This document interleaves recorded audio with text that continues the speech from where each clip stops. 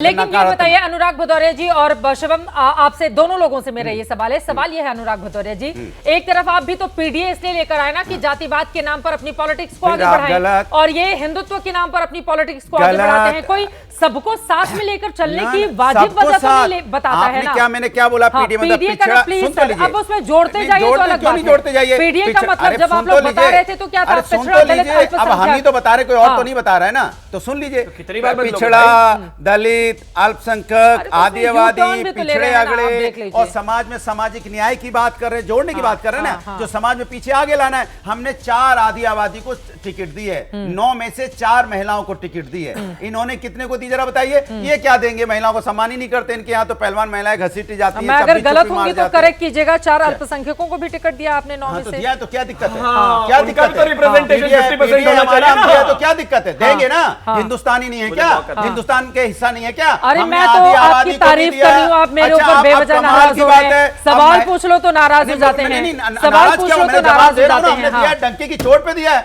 हम कब कहते नहीं दिया? हम भारतीय जनता पार्टी की तरफ थोड़ी है। ठीक है, देखिए यहाँ पर केशव प्रसाद मौर्य जी, ठीक है शिवम मैं आ रही हूँ। केशव प्रसाद मौर्य आपके ऊपर आरोप लगाते हैं, वो कहते हैं ये बार जो पीडीए की बात करते हैं ये छलावा है, और पीडीए का मतलब है परिवारवाद, दंगाई, अपराधी, इसी का गठबंधन है इनका। इस पर आप जवाब दे दीजिए, फिर मैं बाकी लोगों के पास जाती हूँ। अनुराग जी, उन्होंने कहा है परिवारवाद, दंगाई, अपराधी, यही है पीडीए का फुल फॉर्म समाजवादी पार्टी का। देखिए क्या है ना, वो खिसिया रहे हैं। अब उनको कुछ नहीं दिखाई देता है तो परिवार पे आ जाते हैं। अरे भारतीय जनता पार्टी से बड़ी परिवारवादी पार्टी कोई है क्या इस देश के अंदर में?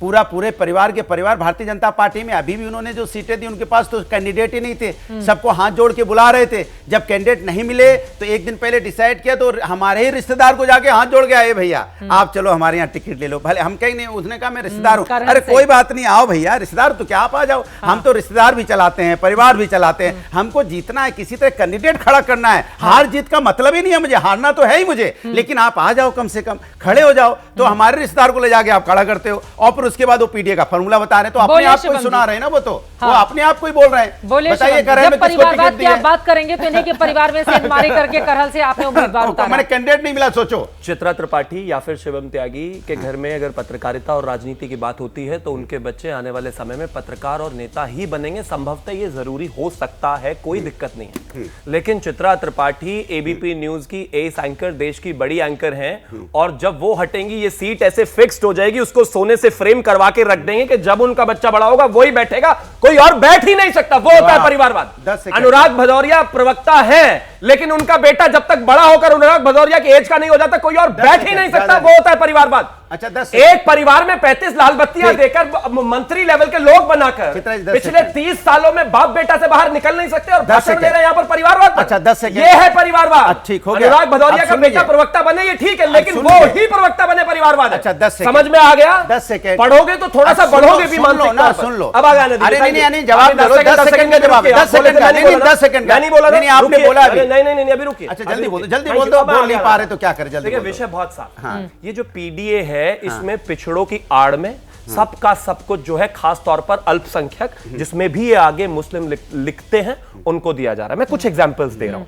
अगर अखिलेश यादव बिल्कुल नहीं देते, वो 4 लोगों को दे देते हैं। मुझे मौका दे दीजिए। कुछ लोग, मैं एग्जांपल दे रहा हूं। अगर अखिलेश यादव दलितों के, पिछड़ों के हितैषी होते तो सरकार में आते ही, मुख्यमंत्री बनते ही 2 लाख दलितों को उनका प्रमोशन वापस नहीं कर देते। अगर अखिलेश यादव पिछड़ों के हितैषी होते तो जब तेलंगाना में 4% पिछड़ों का आरक्षण मुस्लिमों को दिया जा रहा है तो अखिलेश यादव राहुल गांधी से कहते कि यह गलत हो रहा है। जब कर्नाटक में पीजी की सारी सीटों में 85 की 85 मुस्लिमों की जातियों को पिछड़ों में डाल दिया गया क्योंकि उनको आरक्षण मिल जाए। अगर पिछड़ों का इनका समर्थन होता तो उस पर बात करते। उनको बोले जब एएनयू में और जामिया में मुसलमानों को दे दिया गया सब कुछ और पिछड़ों को आरक्षण नहीं मिल रहा तो अखिलेश यादव यह बात बताते। ये मामला 10 सेकंड सुन लो, ब्रैकेट में मुस्लिम बस उनका की सीमित है। आप देखिए, इनके साथ कह रहे हैं कि समाजवादी पार्टी के राष्ट्रीय अध्यक्ष अखिलेश यादव भी क्यों राष्ट्रीय अध्यक्ष। मैं इनसे पूछना चाहता हूं, 3 बार से भारतीय जनता पार्टी के टिकट पे जीत रहे हैं आदरणीय मोदी जी, और 3 बार से मुख्यमंत्री हैं।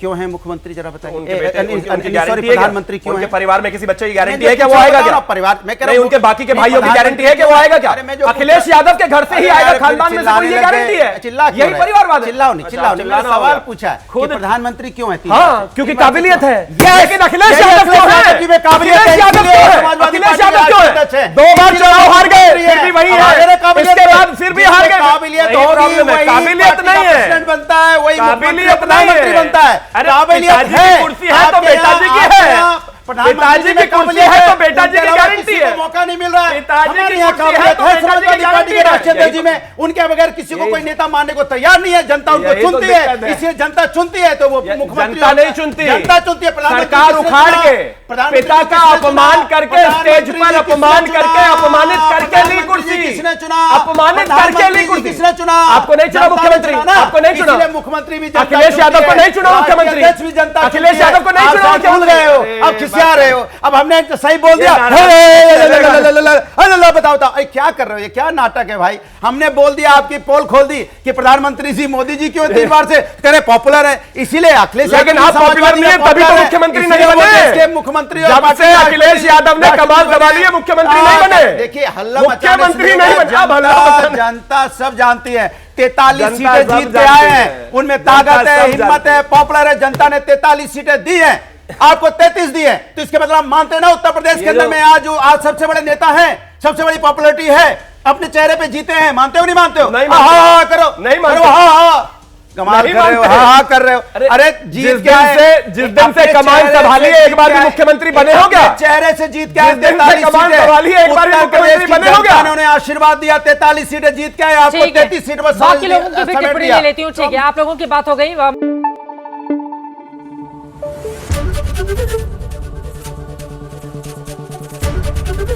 एबीपी न्यूज आपको रखे आगे।